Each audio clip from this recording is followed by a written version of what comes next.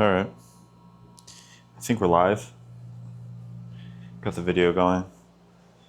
Thought I would kind of do a little vlog action.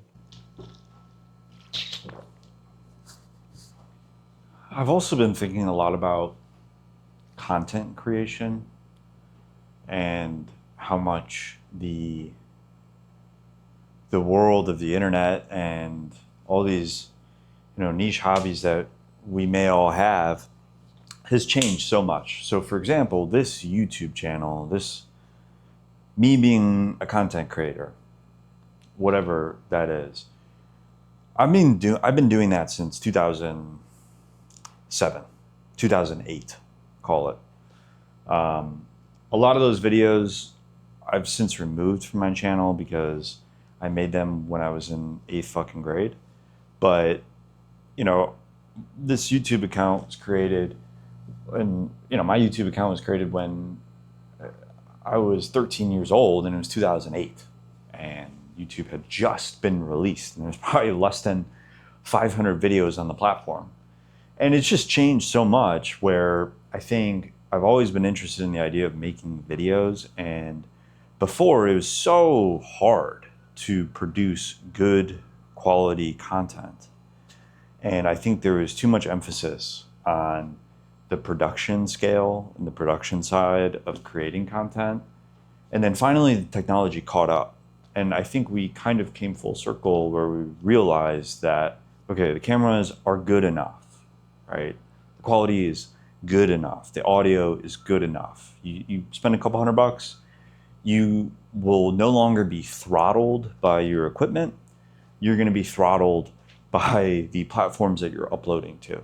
And, your camera might shoot in 4K, 8K, fucking whatever.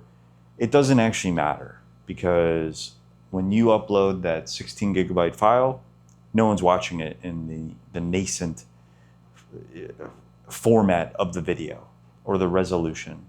Everyone's watching it at 480, 720p, and that's it. You don't need 140 FPS video, ultra high. Like, you're no longer getting throttled by the acoustic side of production, which is like the camera or the mic. It's now the platforms, which is great. That's a great place to be, because it means everyone's on a level playing field as far as the quality of the content. The second is they've made it way easier to edit.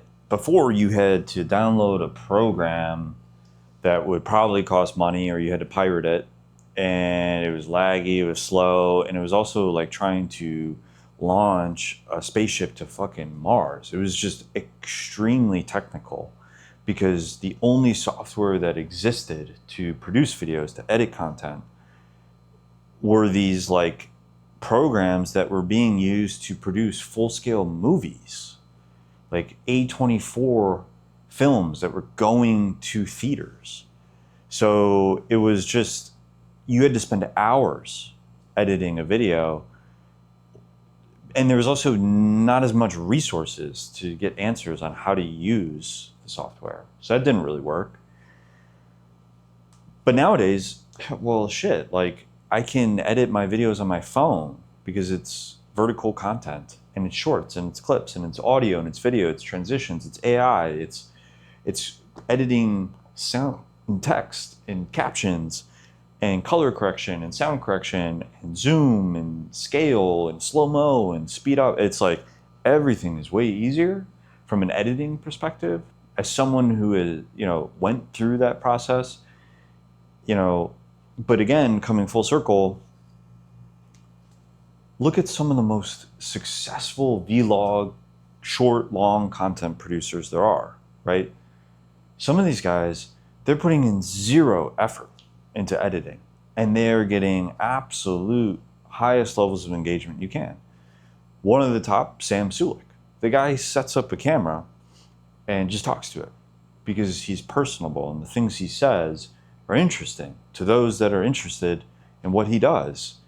And it just goes to show that no matter what your acoustic equipment is, and how powerful the resolution is, and how good it sounds, and how strong your editing skills are, And it doesn't even matter how good you are at what you're filming, right? Some of the best professionals in cycling or weightlifting or bodybuilding or anything, what matters is you're producing content that somewhat looks good, that's somewhat digestible, that's not over edited, that's not under edited, and you're talking about something or you're doing something that is remotely interesting and accessible to the viewer. So all of this is to say that I am thinking about relaunching this YouTube channel.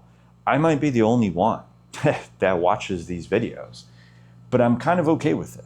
The purpose is anything and everything bike related.